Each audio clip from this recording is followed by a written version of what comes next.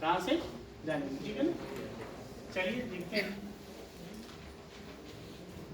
Sources क्या है। किताबों से जानते हैं हम, ठीक है ना, साहित्य से जानते हैं, आर्कियोलॉजी से जानते हैं, और एंशिएंट में क्या है, समय समय पर क्या है, विदेशी यात्री भी तो आए हैं, फॉरेन ट्रेवलर्स आए हैं ना, जैसे मेगास्थनीज आया, फायान आया, ठीक है ना, और अरबी यात्री भी आए ना, अल-बरूनी आया भारत में, हाँ सभी आए, सिकंदर के समय यूनानी आए, नियार्कस आए, ये सब आए। तो क्या हुआ, उन्होंने जो भारत के बारे में देखा सुना उसे भी तो लिखा, अपने देश को बताया ना जाके। तो क्या हुआ, इसको हम मुख्यतः क्या करेंगे, दो भागों में बांटेंगे, ठीक है। कौन कौन से, मुख्यतः तीन होंगे ना, तीन होंगे ना, कौन कौन से। एक तो आपका लिटरेचर हो जाएगा ना, एक आपका क्या हो जाएगा, लिटरेचर, दूसरा आर्कियोलॉजी,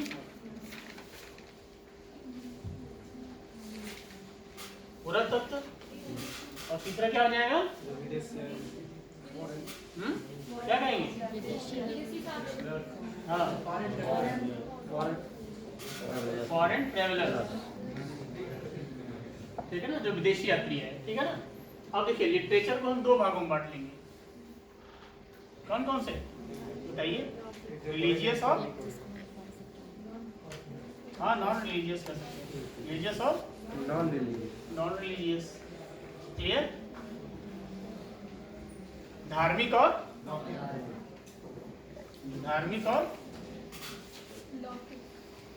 धर्मोत्तर कह सकते हैं या फिर लौकिक कह सकते हैं, ठीक है ना, धार्मिक और लौकिक।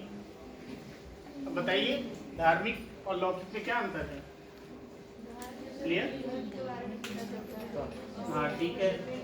लौकिक में क्या है, जैसे एक उदाहरण देकर समझ लीजिए, जैसे इकोनॉमिक्स और पॉलिटिकल सोचेगा, हाँ जैसे धार्मिक क्या है ना, धार्मिक क्या धर्म विशेष के ग्रंथ होंगे, जैसे वेद क्या है, वेद क्या है, धार्मिक ग्रंथ है ना। बौद्धों के त्रिपिटक क्या है, बौद्ध धर्म से जुड़ी बातों का उल्लेख है ना। जैनों के आगम क्या है, साहित्य है ना, धार्मिक बातों का उल्लेख है। लेकिन जब हम कौटिल्य का अर्थशास्त्र कहेंगे, जब हम अर्थशास्त्र की बात करेंगे कौटिल्य के, तो क्या होगा वो क्या होगा, वो उसमें क्या है, इसमें क्या जानकारी है, एडमिनिस्ट्रेशन की बात है ना, एडमिनिस्ट्रेशन है और इकोनॉमिक पक्ष आएगा ना। तो क्या होगा, रिलीजियस पक्ष नहीं ना इसमें, तो क्या होगा, लौकिक कौन से होते हैं, जिसमें समाज की जानकारी हो, एडमिनिस्ट्रेशन की हो, इकोनॉमी की हो, क्या होगा, ये पक्ष आएंगे वो लौकिक कहलाएंगे। रिलीजियस में क्या होंगे, जिसमें धार्मिक बातों का उल्लेख होगा, ठीक है ना। अब उसको हम तीन भागों में बांट कर देखेंगे रिलीजियस को, कौन कौन से, हाँ ब्राह्मण कह सकते हैं, वैदिक कह सकते हैं, बौद्ध होगा और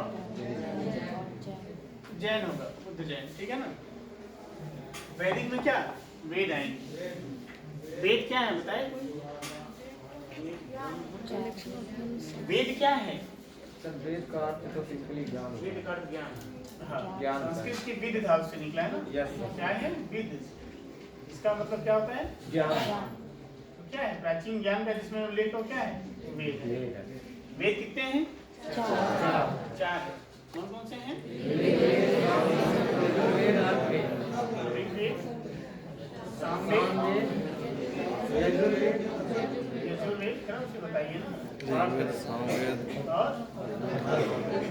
अथर्ववेद। सबसे बाद का वेद कौन सा है, अथर्ववेद। क्या है, वेद त्रयी कहलाते हैं, ये क्या कहलाते हैं, ये तीन वेदों का मिक्सचर क्या कहलाता है, वेद।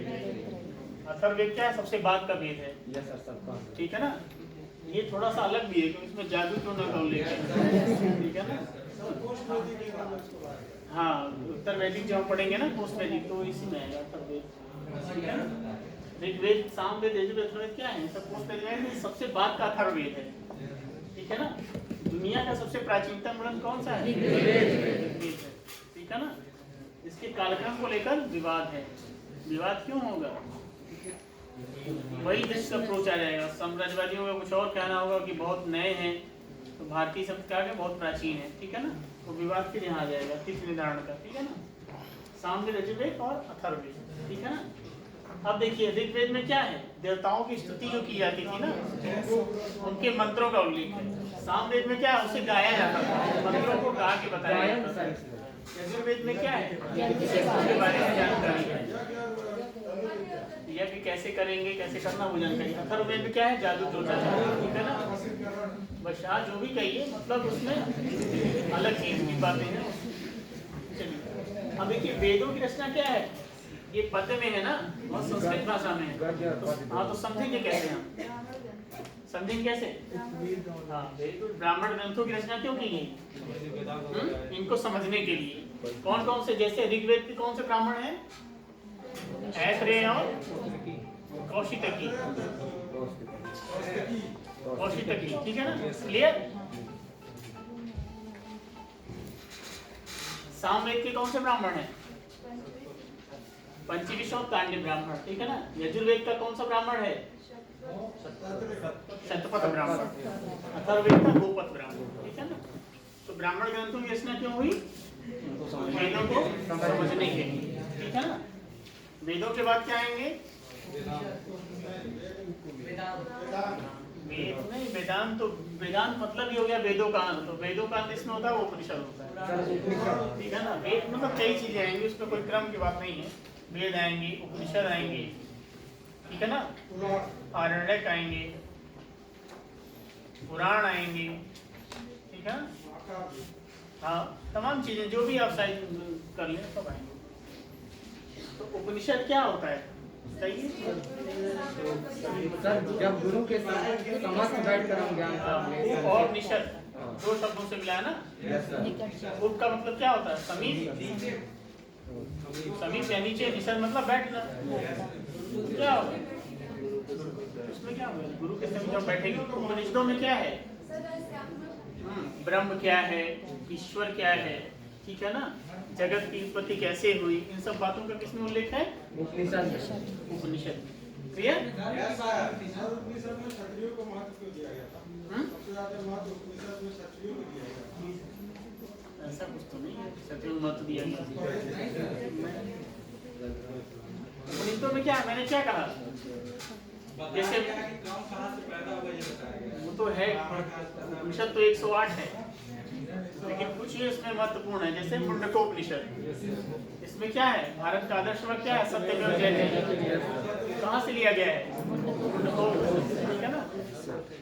देखिए जब आप फिलोसफी पढ़ते हैं ना, तो उपनिषदों में क्या है, वो दर्शन ही है पूरा, जितने भी भारतीय दर्शन है सब क्या है, उपनिषदों के ऊपर है, ठीक है ना। शंकराचार्य का अद्वैत वेदांत, ठीक है, ये सब क्या है, ये सब उपनिषदों से ही लिए गए हैं, ठीक है ना। इसमें रहस्यात्मक बातें ही हैं, ठीक है ना, क्लियर, क्लियर है ना। जैसे एक उपनिषद है कठोप उपनिषद, ठीक है ना, उसमें यम और नचिकेता का संवाद दिया गया है, ठीक है ना। मतलब आत्मा, आप लोगों से नचिकेता प्रश्न करते हैं कि जब मर जाता है इंसान तो कहाँ जाता है, तो वही सब चर्चाएं हैं उसमें, ठीक है। मतलब क्या हुआ, ऊपर की चीजें, पारलौकिक जीवन की ज्यादा बातें किसमें है, उपनिषदों में, ठीक है ना। लेकिन क्या है, उपनिषदों भी कई होते हैं, जैसे ज्ञान मार्गी, कुछ भक्ति मार्गी ना, तो शंकराचार्य क्या थे, ज्ञान मार्गी, रामानुजाचार्य क्या थे, वो लोग भक्ति मार्गी। वहां भी नहीं जाना है, हिस्ट्री के पॉइंट ऑफ व्यू से क्या है, उपनिषदों का महत्व क्या है, ठीक है ना। तो क्या है, गुरु के समीप बैठना, और क्या है, ब्रह्म ईश्वर आदि के बारे में ज्ञान प्राप्त करना, क्या है, उपनिषदों में आता है।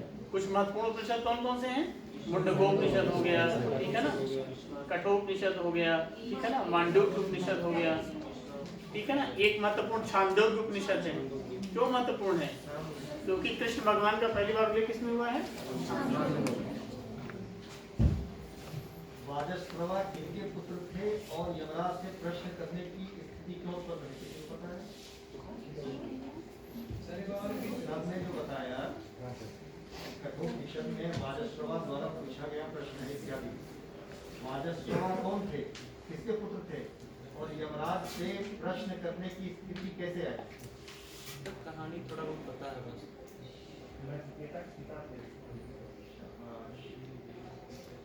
कहाँ नचिकेता, कहाँ वाजस्रवा,